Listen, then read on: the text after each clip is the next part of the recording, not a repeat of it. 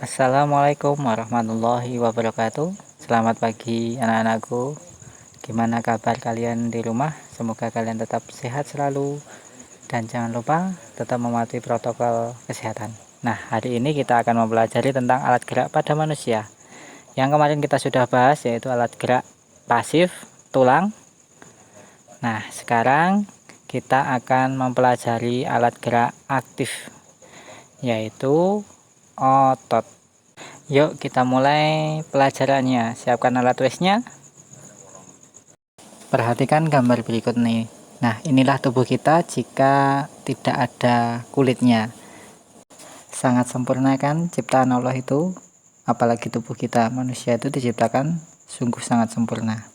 Nah, maka dari itu mari kita menjaga tubuh ini dengan sebaik-baiknya. Ini kita lanjutkan. Nah, otot itu sebenarnya apa sih? Yuk kita lihat yuk. Otot merupakan jaringan yang terdapat di dalam tubuh manusia yang berfungsi adalah sebagai alat penggerak aktif untuk membantu tulang agar bisa bergerak. Tanpa adanya otot, tubuh manusia tidak akan bisa bergerak karena ototlah yang membuat tulang bergerak.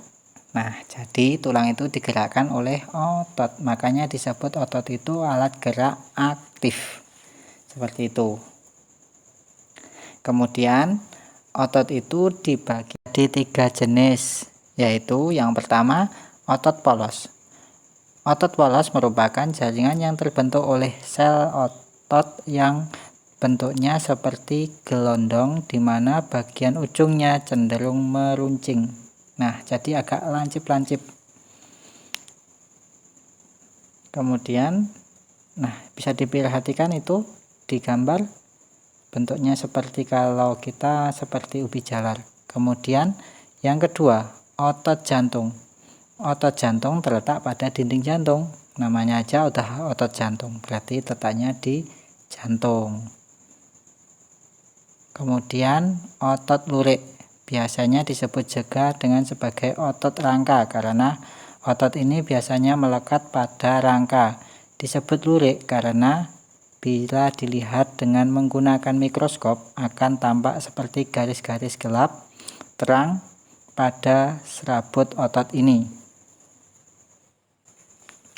Kemudian kita akan belajar gerak otot. Gerak otot itu ada 2. Nah, gerak otot secara kontraksi dan relaksasi. Ketika otot berkontraksi, maka ukurannya akan memendek menjadi keras dan akan membentuk gelembung pada bagian tengah. Dengan adanya kontraksi pada otot, maka tulang akan tertarik. Untuk mengembalikan tulang tersebut pada posisi awal, maka dibutuhkan relaksasi. Artinya, harus ada otot lain yang berkontraksi agar bisa menarik tulang itu kembali ke posisi awal. Jadi, untuk menggerakkan tulang setidaknya dibutuhkan kerjasama antara 2 macam otot dengan bekerja yang berbeda. Ini adalah contoh dari gerakan otot yang kontraksi. Jadi tergumpal di tengah-tengah akan mengeras di tengah-tengahnya. Nah, tulang-tulangnya semakin mendekat. Seperti itu contohnya untuk kontraksi. Sedangkan berikut ini adalah contoh dari relaksasi, yaitu kembali lagi ke bentuk semula atau lebih dengan mengendor. Seperti itu. Nah, selanjutnya kita akan mempelajari tentang sendi. Nah, sendi itu apa sih? Yuk kita pelajari yuk. Sendi adalah tempat pertemuan antara 2 tulang sehingga dapat digerakkan. Nah, warna merah itu adalah tempatnya sendi. Fungsi sendi 1 sebagai penghubung antar tulang. Kedua, memberikan fleksibilitas gerak tulang. Fleksibilitas di sini adalah biar tulang itu mudah untuk bergerak ke arah tertentu. Nah, kemudian poros anggota gerak. Tahukah kalian jumlah sendi manusia itu adalah 360 sendi? Banyak sekali kan? Nah, yang berikutnya kita akan mengenali macam-macam sendi. Apa saja sih macam-macam sendi itu? Nomor 1, macam-macam sendi. Itu sendi mati atau sinartrosis. 2, sendi kaku atau amfiartrosis. 3, sendi gerak atau diartrosis. Nah, itu sendi-sendi yang ada di tubuh kita. Nah, selanjutnya macam-macam sendi. Yang pertama, sendi mati, sinartrosis. Sendi yang tidak mempunyai celah sendi sehingga tidak mungkin terjadi pergerakan pada sendi tersebut. Contoh dari sendi mati adalah sendi-sendi yang menghubungkan antar tulang pada bagian tengkorak. Nah, sendi mati itu, perhatikan gambar di samping ini, gambar yang ada tanda merahnya itu adalah sendi mati menghubungkan dua tulang yang tidak bisa digerakkan. Jadi tetap seperti itu. Nah, selanjutnya macam-macam sendi yang kedua, yaitu sendi kaku, amfiartrosis.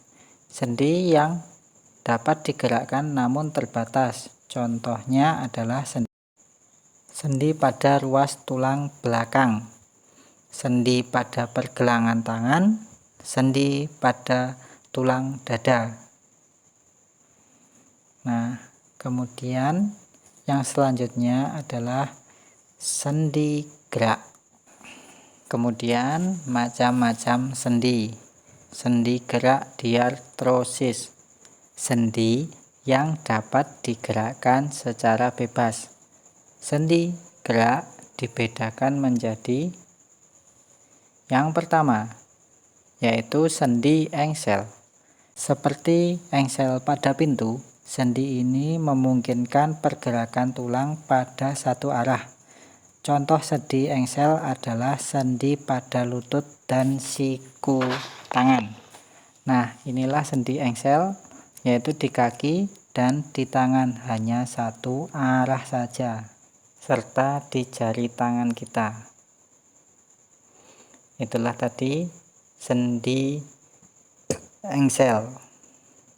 Selanjutnya yaitu sendi pelana.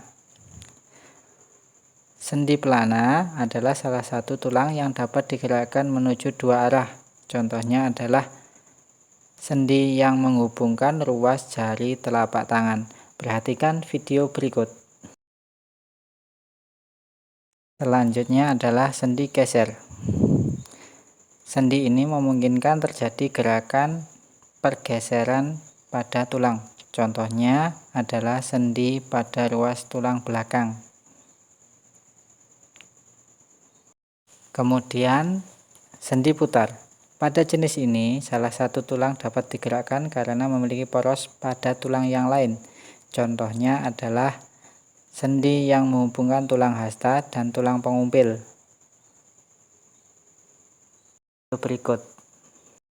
Nah, inilah contoh dari sendi putar. Jadi bisa digerakkan untuk memutar. Coba kalian yang di rumah coba ditolehkan kanan dan ke kiri kepalanya. Nah, selanjutnya adalah sendi peluru. Pada sendi ini salah satu tulang berbentuk bonggol atau bundar, sehingga tulang itu dapat bergerak ke segala arah. Contohnya adalah sendi yang menghubungkan tulang lengan dengan tulang gelang bahu, serta tulang paha dengan tulang gelang panggul. Nah, perhatikan contoh video berikut ini. Nah, inilah contohnya. Di bahu kita bisa gerakan putar ke atas, melingkar. Nah, untuk lebih jelasnya bisa dipraktekkan sendiri di bahu. Nah, kemudian di pangkal paha kayak mau memutar kakinya. Silahkan dipraktekkan di rumah. Demikian tadi materinya, semoga dapat bermanfaat. Terima kasih. Ligamen merenggang atau robek. Jika belum paham bisa diulang kembali dan dibaca di buku. Terima kasih atas perhatiannya semua. Assalamualaikum warahmatullahi Soal-soal wabarakatuh. akan Bapak kirim pada